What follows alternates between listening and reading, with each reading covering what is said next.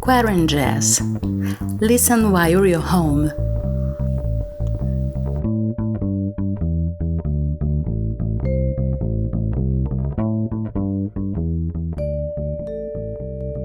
Hello and welcome to the 36th episode of QuaranJazz, your weekly update on what the jazz scene has been doing during this crazy year of 2020.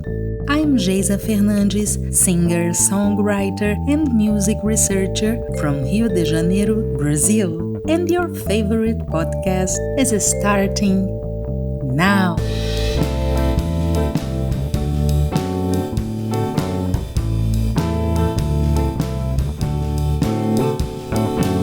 Before I introduce you to this week's guest, let me please remind you that you have several ways to contact me, and they are all listed in the description of this episode, including a link to my webpage, geisafernandes.com, a directly link to my mailing list. By clicking, you will get automatically free regular content from me, a link to the Social Distancing Festival and first hour partner of QuaranJazz, and guess what? They have an open call. I strongly recommend you to check the link of this amazing call, where you know already, in the description of this episode. And if you're more of a social network kind of person, join the Touring Jazz Musician on Facebook, a group that I've created after a guide that I wrote on jazz festivals with open submission processes. That is, the ones that accept submissions directly from artists. If this is your thing, join the discussion. The Touring Jazz Musician on Facebook.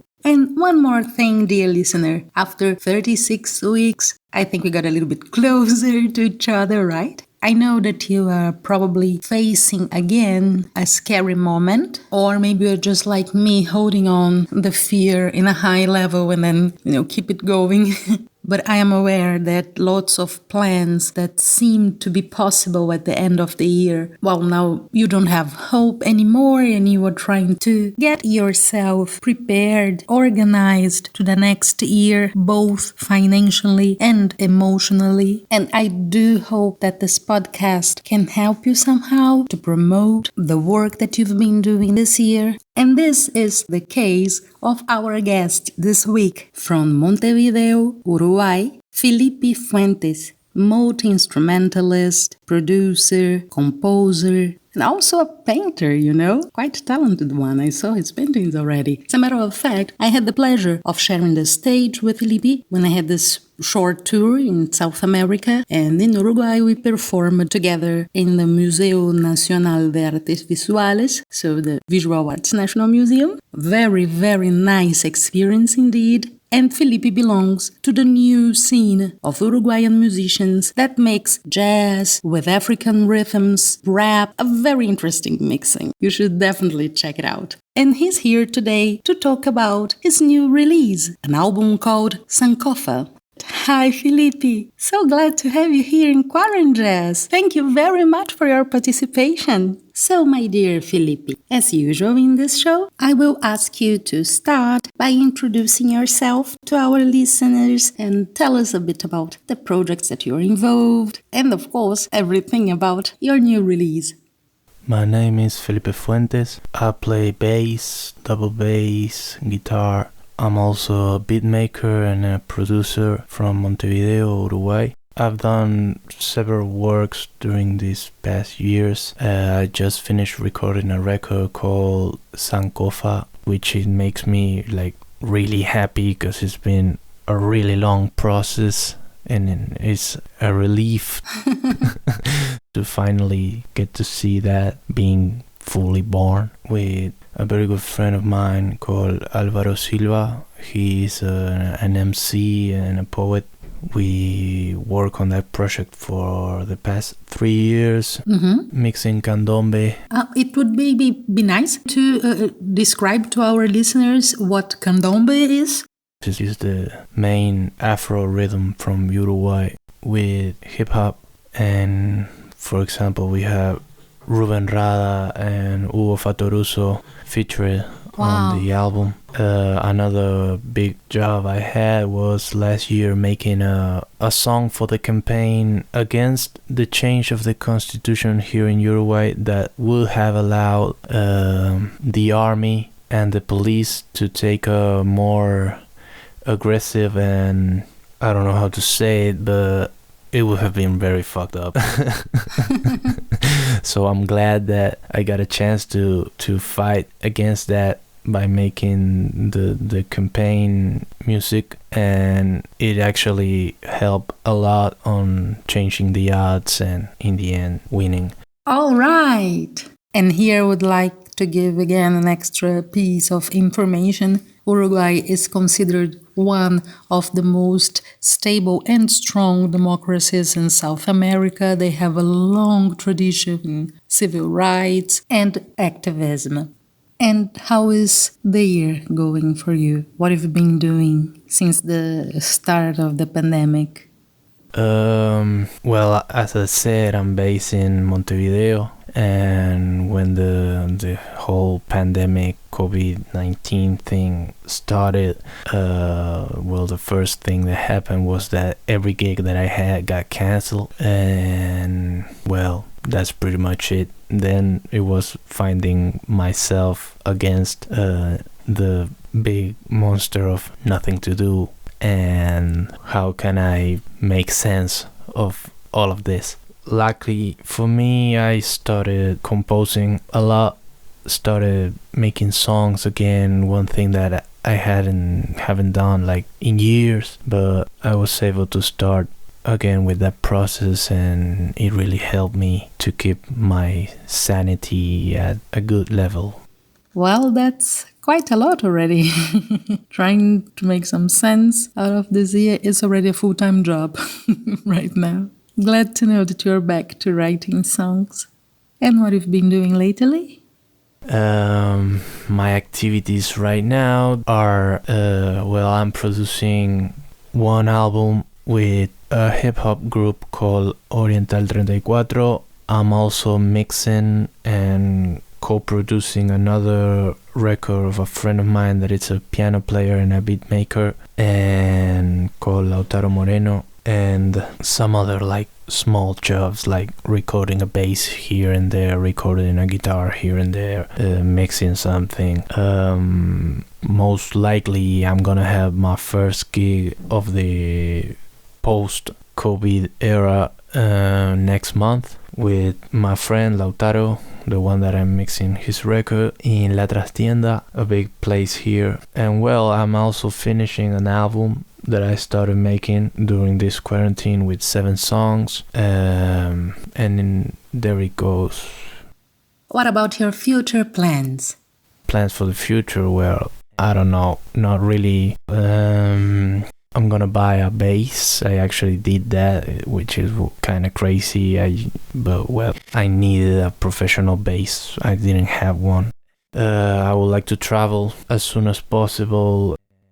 I know what you mean. It is very hard to make any reasonable projections on what's going to happen, since the venues themselves, they are trying to move their schedule without knowing what will happen. You know, all those questions. When exactly will the vaccine come? Will any of the social distancing rules remain even after the vaccine comes? Will the names booked for 2021, early 2021, be able to, honor their dates? Many questions. I have the impression that we are all floating in the dark, trying to grab something. It is hard to plan now. It is absolutely necessary to plan now for the coming months, for the coming year. So it's a kind of paradox that we have to face. One more puzzle that this year is bringing us to solve. I know how you feel. Really. I think the listeners also do. And what about the track that you've selected for us to listen at the end of this episode, and also to include in our QuaranJazz playlist on Spotify? No talk, all jazz. The song, well, is one of the songs that I recorded during this quarantine, and it's gonna be on the short EP I'm gonna present sometime soon when it's done with the mixing and mastering. It's called Veo, and it's actually the first song I've done in like 5 years. Thank you. Well, thank you, Felipe. Thank you so much for your participation in QuaranJazz, and congratulations for the new release. Really, I know how it feels to bring a long-time project to light. Congratulations to all the ones involved in this beautiful project. And this was the 36th episode of QuaranJazz. Thank you, dear listener, for staying with us. Thank you so much for your company. I'm Geisa Fernandes, singer, songwriter, and music researcher from Rio de Janeiro, Brazil. And you know already, for critics, suggestions, there are several ways, and they are all listed in the description of this episode. A link to my webpage, geisafernandes.com, where you will find a contact form, a directly link to my mailing list, so that you can be added and get free regular content, or on Facebook, the group The Touring Jazz Musician, where I share information about jazz festivals that accept submissions directly from artists. The Touring Jazz Musician. Time to bid you farewell. Till next week. And now, ladies and gents, Veo. Veo cada día pasar como si fueran 10. Luego te parece que al hablarme solo me ves, pero todo eso que en la vida no conoces, cuentan esos ojos tan hermosos cuando me ves. Y en el alma sueño que te vuelvo a ver. Dime un día, ahora del amanecer. Pienso de mi vida que será un día tal vez, mientras una hormiga por el pasto camina a tus pies. Dice soy, el jardín se iluminó, el jardín se iluminó. Si en el alma sueño que te vuelvo a ver. Dime un día, ahora del amanecer.